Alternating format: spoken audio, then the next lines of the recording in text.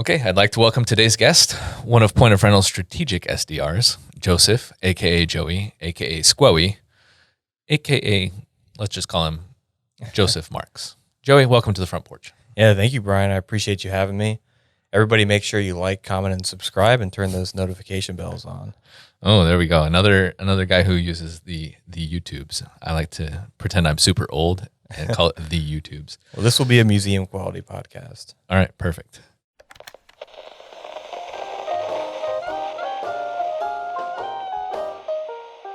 Welcome to the Front Porch with Brian Beaudry.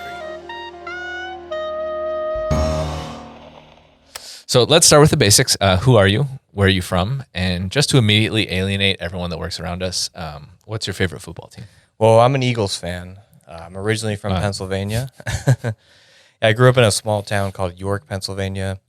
And then after that, I went to King's College, which is a small Catholic school in northern PA. And after I graduated, I knew I wanted to move to a big city. And try out a but new you state. didn't want to go to Philadelphia because too many Eagles fans. Maybe, but wanted to just move west and go to a whole new state, a whole new culture and everything. And I originally had a job that brought me down to Dallas. All right. Well, we'll find out more about that in a little bit here. So let's see. You did cover who you are, where you're from, and you mentioned that you're a horrible Eagles fan.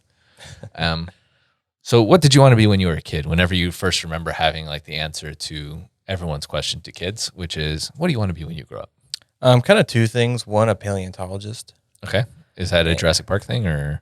No, paleontology is a little bit different. I mean, it could just be dinosaurs, but it's also all types of prehistoric animals. And I was more into post-dinosaur creatures. You want it to be a hipster of like, no, dinosaurs are too mainstream. So I really liked Roy Chapman Andrews, who was the guy who discovered the Andrewsarchus, and he was actually the character who Indiana Jones was based off of. Okay, I can understand. Getting into that. So that was archaeology, but they based him off a paleontologist. But wanted to do that, but also as I got a little bit older, I wanted to be a cartoonist. Okay. When I was in elementary school. Okay, so you're not currently a cartoonist / paleontologist.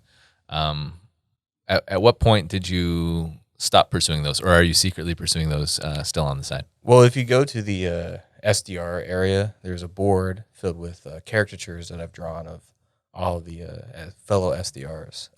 So I guess in a way, I'm still living up to that. Still keeping it part of your day-to-day. Okay, we'll have to get some of those pictures and put that in. Andrew, enjoy that project. Okay, so I guess how close did you get? At what point did you decide paleontology? Nah. Well, when I got into more middle school and high school, I got really interested in economics and history and business and politics. So when I graduated, I knew I wanted to do something in the business world. Okay. Cool. So let's see. What was it? What was it like at? It was King's College, you said? Yeah, I went to King's College. Yeah. Okay. So I thought we were in America and we got rid of the Kings, but I guess there's still King's College over in. What were you planning on learning there? Yeah, so a little bit of history. Or what's your major, I guess? Yeah, so I studied international business and minored in economics. And sort of the history of King's College is a small Catholic school owned by the Holy Cross Knights, which are the same knights that founded Notre Dame in Indiana. And the reason King's College was created is in the early 1900s, there were a lot of coal mines that were operating in northeastern Pennsylvania. Yes. And there weren't a lot of institutions for children of the coal miners to go and better themselves and get an education. So the Holy Cross Knights founded King's College there, King being Jesus, named after. So I wound up going there. It was a really great education. I got to study abroad while I was there, met a lot of great friends, and I spoke. Okay, well, you can't just say you went to study abroad and like not say where you studied abroad. I studied abroad in France. Oh, cool. Like where in France? It's a relatively big. It's not as big as the United States, but it's still a pretty big country. Yeah, I was in Grenoble, which is a town in the Alps. Really beautiful. Okay. Really beautiful place, and got to travel around Europe and meet a lot of people. Neat. So that was part of like international business. Yes, that was part of it. Yeah. Okay. So what did you work for an international business while you were over there, or was it just like educational, or how is it like an internship? I just did a semester abroad, so I just Okay. did school abroad. We learned a lot about international business, as you can imagine. Cool. All right. So do you speak French now or no? No, my French is really bad. Okay. I took more German in high school than anything, Interesting. but don't ask me to speak either. Okay, good. We don't want to offend our French and German or German listeners. All right. So you come back. Obviously, you intended to get out of Pennsylvania at some point, it seems. So, not necessarily. I just wanted to move to. hey, you said you wanted to go west. Yeah, yeah, true. I wanted to kind of see something new outside the East Coast, experience something new. I took a trip to the Pacific Northwest my senior year, and I was like, wow, there's a lot of this country that I haven't seen yet. So where did you visit in the Northwest? Because I am a former Northwesterner. So I was in Portland. I know you're from Okay. Oregon, right? I've lived around Portland, yes. Yeah. So went to Portland because I have a buddy that lives there, and then we Okay. did Seattle. And I have two friends that I met when I studied abroad that live in Vancouver, so I spent some time there as well. Nice. Just So- tour up and down I-5. I got you. Yeah, exactly. It was a beautiful drive. Yeah. And yeah, so basically, I just kind of wanted to see something new, and Texas is a lot of people know it's a booming economy, a lot of opportunity, a lot of people from around the world. So it worked out pretty well. Yeah. So what basically, obviously, I mean, you come from Pennsylvania, you visited the Pacific Northwest. What got you down to Texas? You mentioned a job, but what is said job? Yeah, so originally I worked at this company called Johnson Controls. I interned with them throughout college. They're Okay. a large engineering company that does mostly HVAC and security solutions. Okay. And I did some tech writing and finance internships back in York, Pennsylvania. And then after I graduated, I basically had a mentor who convinced me that sales is like a really great career to get into. And I was looking at different sales options in the organization, and I applied to this program, and I just sort of blanket applied to any city to see what would happen. Yeah. And the one that selected me was Dallas, and I was flown down here for an interview, checked the city out, was really impressed with it, had some really good barbecue. And I was like, this would be a cool place to live. So yeah, a couple years ago, I moved down here, and I've loved it ever since. Cool. So what was your mentor in sales, or was he not, or he or she, I guess I don't know what your mentor. Yeah, he was I think he was like a teacher for like 10 or 15 years. And then he switched into sales, and he used a lot of his skills that he learned, teaching kids and helping kids. For sure. He, was like, I could do the same thing, helping customers, helping clients. So at first I wasn't sure what I necessarily was going to do, whether I was going to do like supply chain analysis or different things. And when sales became like an option that I learned more about, I was like, that's definitely what I want to do after I graduate. Cool. So, okay. So you're at this place, you made it to Texas. What got you here to Point of Rental? Yeah, so during the pandemic, I really wanted to get into software sales. And, I was looking online at all different types of, software, SaaS selling jobs. Mhm. And, I came across Point of Rental. And then Lathan, one of the recruiters here, reached out to me. Was really impressed with him. And then, I had my interviews with Jonathan, who's the global SDR director. Yep. And very impressed with him and very impressed with the team. And that's why I'm here today. Okay. So you think we're impressive. Obviously you didn't meet me before you came. I didn't say you, but Yeah. All right. So you came here as an SDR, and it's been a couple years. The SDR team has grown. Can you share with me some of the things that you've seen, I guess, over the past couple of years as you've grown from just a handful of people to a much larger team? Yeah. So there's been a lot of changes. Even the office space looks completely different because it was totally renovated, and they added all these extra sections. And the team has grown a lot because originally it was just three of us for a while, three outbound and one inbound. And then Jonathan was our manager. We had some people overseas as well. Yeah. But now the team is, obviously very large. So definitely changed a lot. I've seen the process changes, the way we've sold things changed, and everything.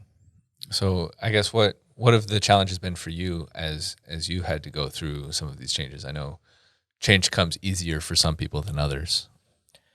Yeah, I think in the software world and just in like the world in general, there's post pandemic, there are so many changes to the way we do work, to the way we approach problems, and to the way customers buy and the way they think. So that's always something that you have to be very cautious about, and that's something that you always have to have in the back of your mind. That what you were doing that worked so well, maybe 5-10 years ago, is not going to necessarily work as well today. Yeah, especially since 5 to 10 years ago, you weren't even doing sales. So. Yeah, exactly. All right. So we mentioned obviously your title is strategic SDR. It's so easy for me to say. What is the difference between a strategic SDR and a regular SDR? Yeah. So when I first started, being an SDR, we would call on or talk to or sell to any type of company. Whether they were a one user, mom and pop store, or whether they were the largest rental companies on earth. So there wasn't really like necessarily a difference between the two. Yeah. But, Point of Rental realized that we have a lot of strategic customers and we have a lot of interest in the strategic space. So it's definitely something to focus on. So, Jack Baker and I are the two strategic SDRs here. And we're essentially tasked with business development in regards to larger enterprise customers. And okay, so that's what a strategic company is a larger enterprise. Yeah, so there's different phrases that people use: mid-market, strategic, enterprise. Yeah. Mid-market kind of tends to refer to those companies that have multiple locations, maybe in different states. Strategic enterprise could be companies that are, nationwide and they're everywhere, or sometimes, a lot of times, even globally. Okay, so how does it kind of the approach? Obviously, you've done it to every level. So what changes in your approach from a mom and pop store to a strategic enterprise? Enterprise accounts just take a long time. The decision-making process has several people involved. There's obviously there's a lot more legal aspects of it. There's a lot more review that has to go down with maybe a board of directors, maybe a complete IT team, different directors in different sectors, whether it's sales or technology. And there's a lot more meetings and there's a lot more due diligence that goes into things. There's also a lot more to talk about in regards with integrations with different products that people may use. A lot of times when you have an SMB or velocity, as we call the small business accounts, they might only need one integration to something as easy as QuickBooks. When you're talking to a large company, they might have different software for their dealership side. And obviously that's when those conversations get a lot more complex. Yeah, and I would assume like if you're a business of that size, then you've had a lot of time to acquire other tech that it's like, okay, well, we do have all of these things that we rely on. We need you to work with those rather than, if you're a startup, then it's like, hey, great. We'll find whatever works with you. Yeah, absolutely. And these strategic deals too are not the capital that they're going to invest in this is a lot. So they really want to make sure that they check everything single box. Yeah. So these deals can take anywhere from 6 months to a year to more, depending on the size of a company, depending on their timeline. That's definitely the major difference. Yeah. So what's your favorite part about having transferred to become a strategic SDR? I think it's really interesting working with companies of that size. It's interesting seeing how their different departments talk to each other. Yeah. And how we as a company are working with other software partners and trying to figure out integrations, trying to figure out how we're going to work with some of these markets. And what we have done as far as strategic accounts has been really successful with our current customers. So it's a really interesting space to be in. Cool. Okay, well, now we're going to get into before we get into your non-professional life, we need to play a game quick. It's going to be called Joey or Noey.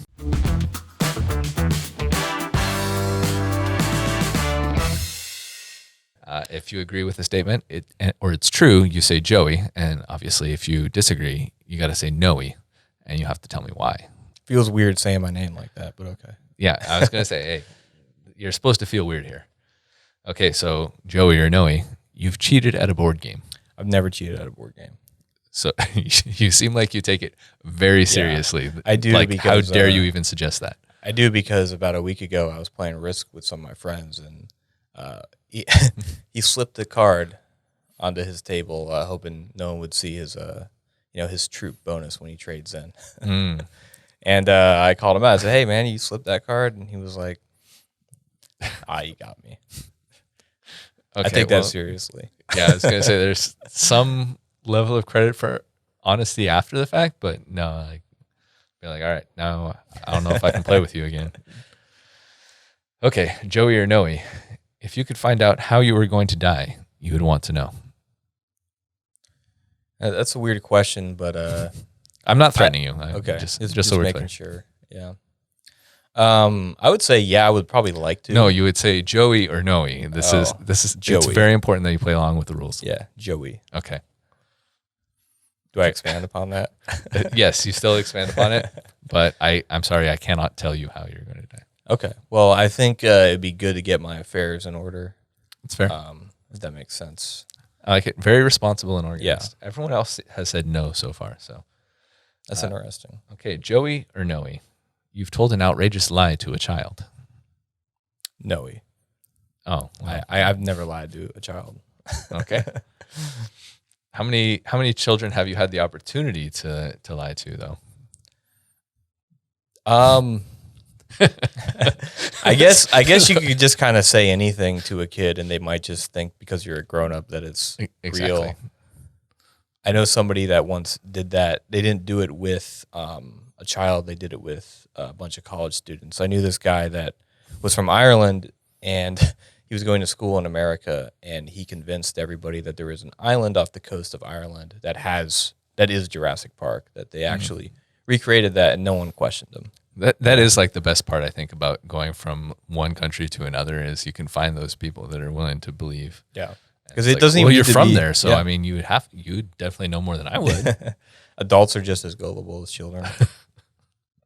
All right, that's a good pull quote for later. It's just okay, Joey or Noey, you prefer working from home to working at the office? I mean, I like everybody at the office. Or again, Joey or Noey here, sir. Given too many politician answers. Noey. Okay. I prefer working from home. Like coming into the office and seeing everybody. Well, if you prefer working from home, then it's Joey. Oh, then it's Joey. Sorry. I prefer working from home. Okay. And why is that? I think it's easier to make meetings and calls. There's less distraction, so it's just a little bit easier for me. It's a little bit calmer of a pace. Okay.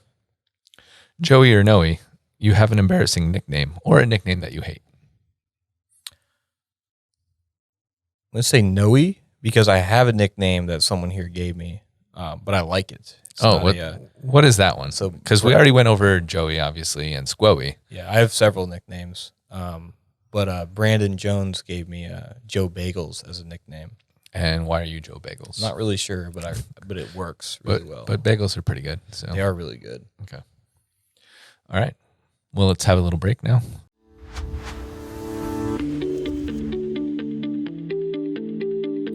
As an equipment owner, your time is money, and equipment uptime is crucial. But your parts procurement process isn't designed for speed or accuracy.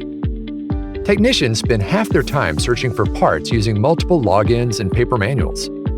Management wastes time establishing pricing terms, searching through your ERP system, and creating work orders. The efficiency of the entire team is impacted by down equipment due to order errors. Solve this with SmartEquip Procurement. SmartEquip saves time, money, and increases uptime for your equipment. With a single login, you can streamline your procurement lifecycle into one easy-to-use solution. SmartEquip Procurement is the leader in parts procurement technology that simplifies finding, sourcing, and buying the right parts and supplies. Quickly identify parts with real-time access to clickable diagrams and serial number lists. Finalize orders for multiple brands efficiently.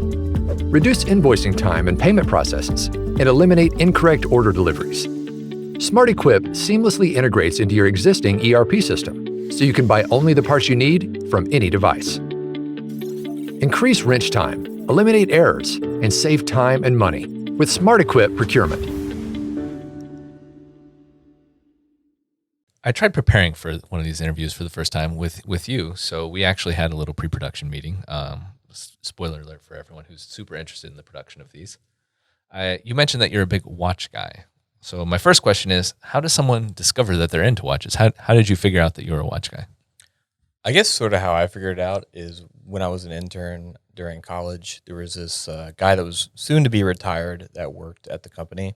And he collected a lot of vintage things, antiques. He would go to shows. And one of his big things that he would collect would be watches and a lot of vintage watches.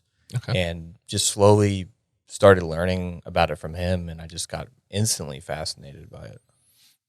Okay. So it's been going on for how many years was that? That would have been like 2015. Okay. So how many watches have you accumulated in these last 8 years or so? It's a hard question. Probably. I measure it in pounds, so I'm not sure. Probably somewhere. I mean, I have all sorts of different types of things. I'll probably say 10 to 15, maybe. Okay. If I had to. Okay, so not an insane down. amount. Yeah, not maybe as much as you thought I was. You don't have it like wallpapering your and then I only have a few that I really wear. Okay. Daily, if that makes sense. Yeah, it would be weird if you wore all of them daily. Yeah. Do you repair your own? Have you gotten into that level of like watch expertise, or are you a collector? I have not repaired my own. I wanted to at some point go to a watchmaking school. You can take classes to learn how to do it. And interestingly enough, one of the main watchmaking schools is in Pennsylvania. And it's pretty close to where I'm from. And I didn't know a guy that did it, but I had a friend who had a friend that went through and did all the repairs. I learned how to repair a watch and everything.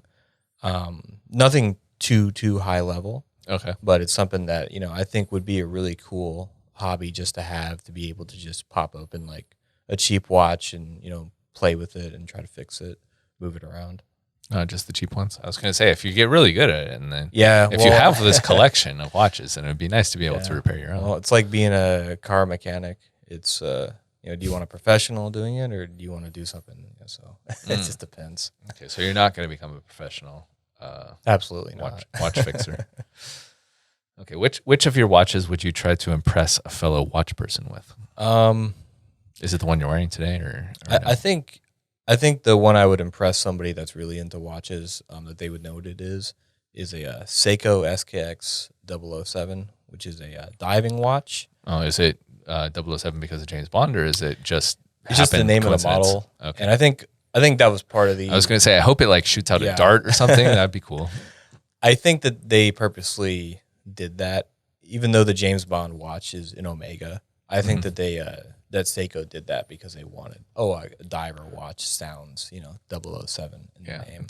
It's a little guerrilla marketing-y where it's like, we're not going to buy the actual like sponsorship because that costs a lot of extra money. We could just call it 007. Okay, why is that cool? It's cool for a number of reasons. It's discontinued, so they don't make it anymore. But when they did make it, it was an extremely popular watch.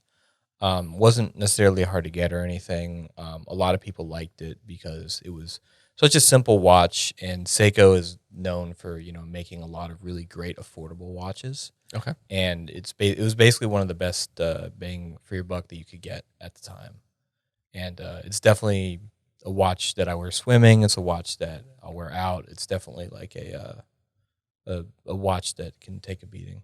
Okay, well, I do like a good bang for my buck whenever I'm purchasing things, so that's good. Now, which watch would you wear to impress someone that doesn't know anything about watches?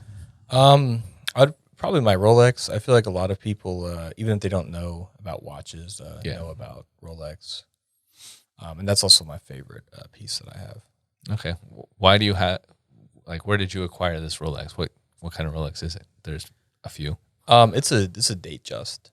Okay. Which means that it has the complication that tells you the date on it. I have one from 2003. Okay. And I bought it, I guess about 8 years ago now. Okay, so that was like one of your first ones. Yes. All right. Yep.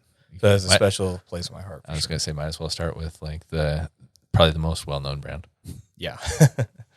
Yeah, no, it's Rolex it's one of the most historic and one of the most reliable brands of all time, and they have a great history, and all their pieces are incredible. Cool. All right. Another thing that you said in our little pre-production meeting is that you like traveling. So Yes. it's a pretty common thing among people that can travel is they like to travel. So what kind of traveler are you? Are you like a cruise guy, a guided tour guy, a guy that goes to all the national parks, international capital cities? Are you one of those guys that's like, oh no, I don't go to the popular touristy spots. I only go to where all the locals go. Which one of those are you? I'm definitely the person that does the international like capital. Like I see the historic sites. I'll go to the like national parks and stuff too. Yeah. I'm definitely somebody that likes to do that stuff, and it's usually just all self-guided. I find out what's in the area, how to get there. Okay, so you're the person who's also creating like an itinerary Yeah. for a trip before you're going. Yeah. You're correct. like, I need to hit X, Y, Z. Where you're going. Okay. Yep.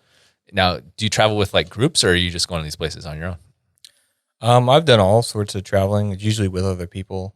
Okay. I've done a solo trip once or twice before. Usually it's either with family or friends, or I'll go visit friends that live other places. But generally traveling I do with other people, but I've done solo trips a few times, and I really recommend that everybody at least try that out once. Okay. So when you're traveling with other people, are you in charge of their itinerary as well? Or is it more a case of like you guys are going somewhere and it's like, hey, I'll see you guys later. I got to do these things. You can come with me if you want, but I like to think I'm a pretty good person to travel with, because I'm generally somebody who says, what does everybody want to do? Like, this is what I want to do. This is the number one thing. What's your number one thing? And then we put together a plan. Especially when I travel with my family, it's really easy because we're all very, we all have the one thing we want to do. We all make sure we do it. So that's cool. Yeah, I like that policy. I try to do a similar thing. And yeah. So you can't you can't, if you wanted to do everything you wanted to do, it wouldn't be fun to somebody else. So yeah, it's good to have like, at least you make sure that you hit the high points for everyone else.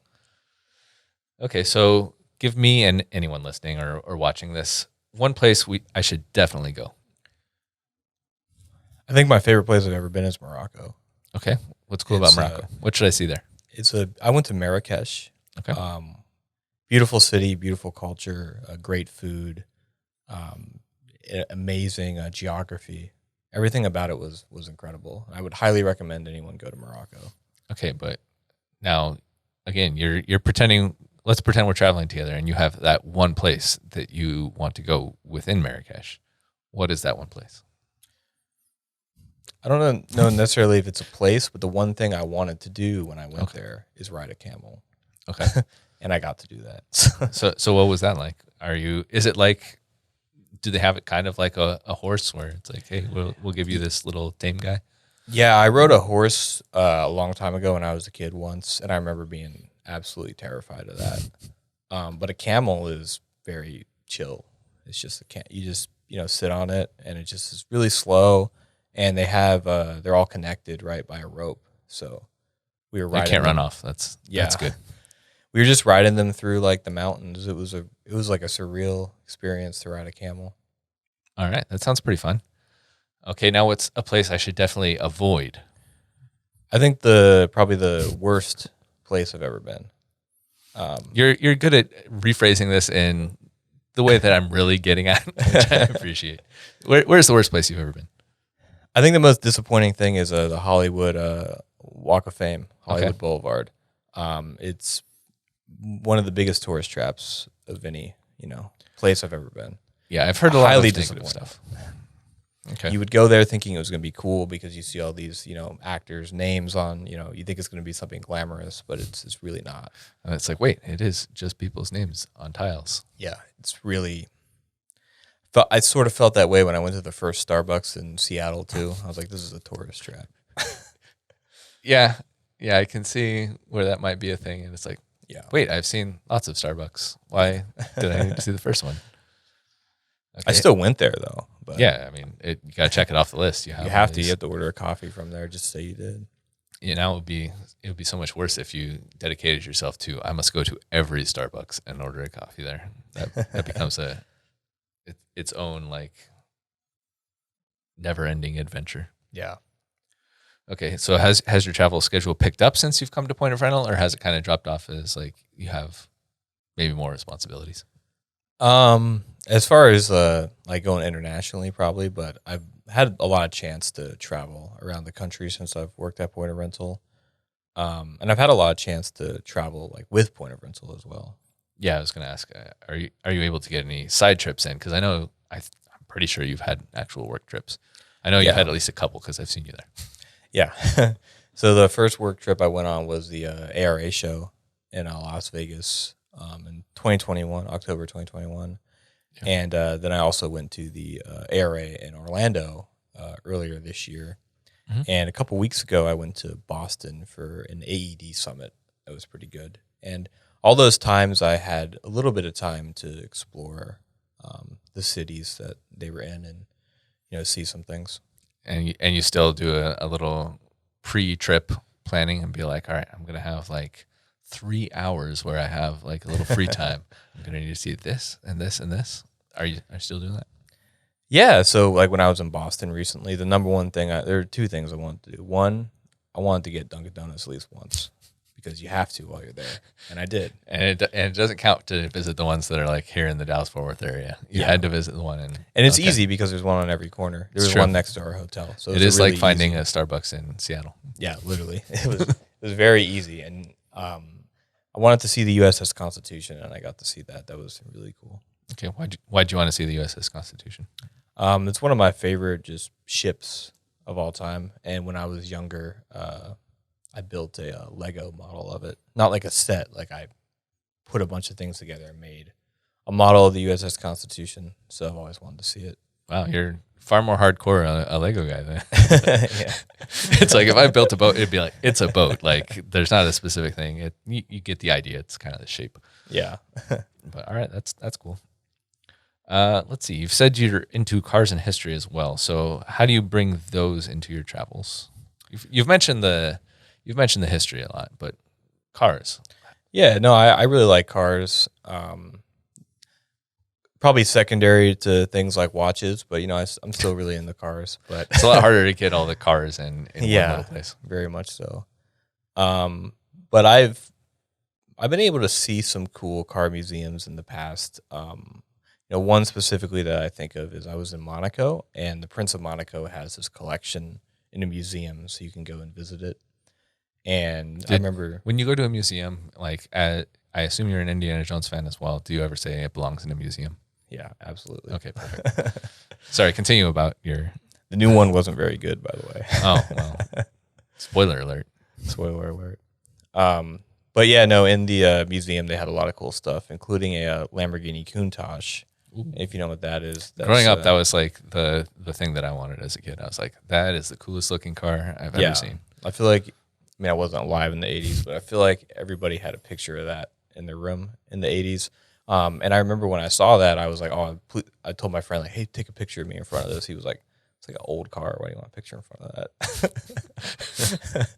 I was like, this is bigger than anything that ever Bugatti, whatever. This is the biggest celebrity I've ever seen. Yeah, this is. But yeah, it was pretty cool. And in the same trip, I had a really cool opportunity where we were at this museum for perfume and cologne. Sounds smelly. Yeah, and there was this red Ferrari sitting outside of it, and it's just sitting there. It caught my attention, and I walked over, and you could rent it and drive it around for $100.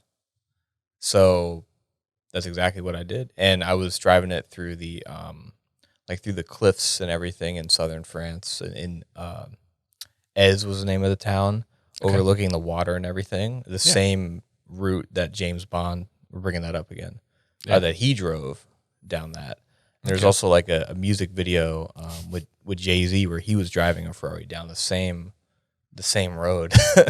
So I got to do that. Maybe it was the same rental. Yeah, maybe it was the same rental. Yeah, it was the same model too when I watched the video, but it was a different color, so it wasn't the same, unless they repainted it.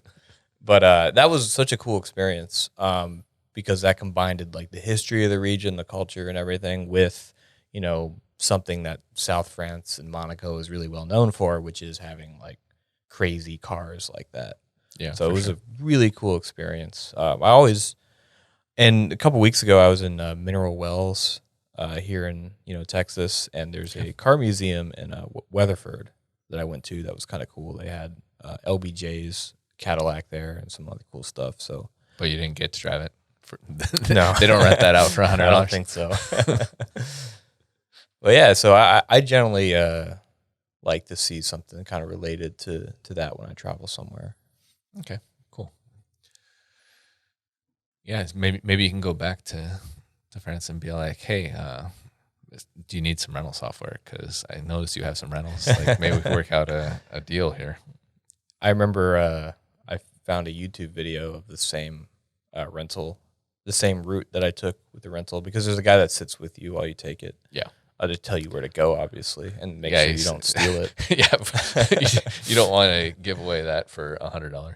Yeah, and I saw some YouTube videos of other people doing it. So I think I think people that visit that museum, they see that there, and then they go and do it. For sure. Yeah, you definitely clearly have people that are interested in cars. You just, hey. Yeah. It's pretty smart. All right, what's something that if I knew more about you, I would have definitely asked about because the people need to know it about you? Something more about me. Yeah. I'm really into music, and I'm really into art history. Okay. I just love stuff like that.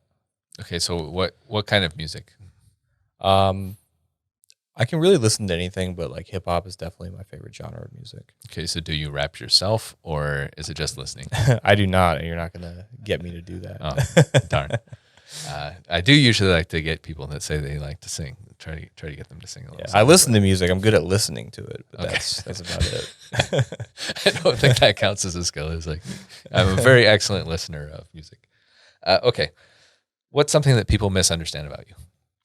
I think when people first meet me, I think they assume maybe I'm quiet, or maybe I'm just a little.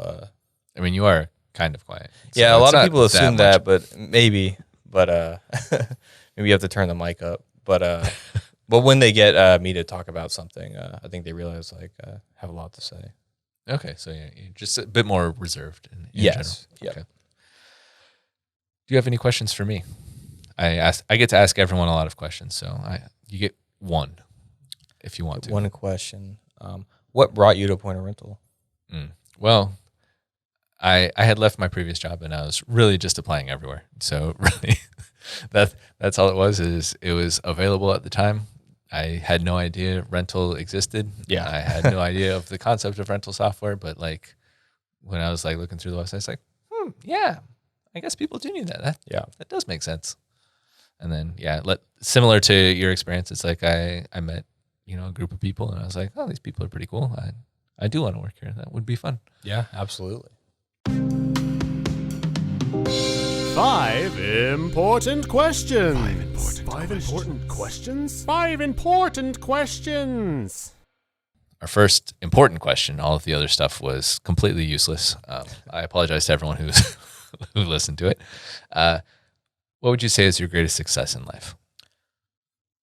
I would say my ability to have good relationships with friends and family and like the people that I have in my life. Yeah, it's good to have good relationships with your friends. Yeah, of course. Do you have any good relationships with your enemy? Wait, how many enemies do you have? Not many. Oh, okay. You don't want to give them a shout out. But yeah, no, I think for me, like it's a success for me is like having, a happy life, being around people that you care about. Yeah.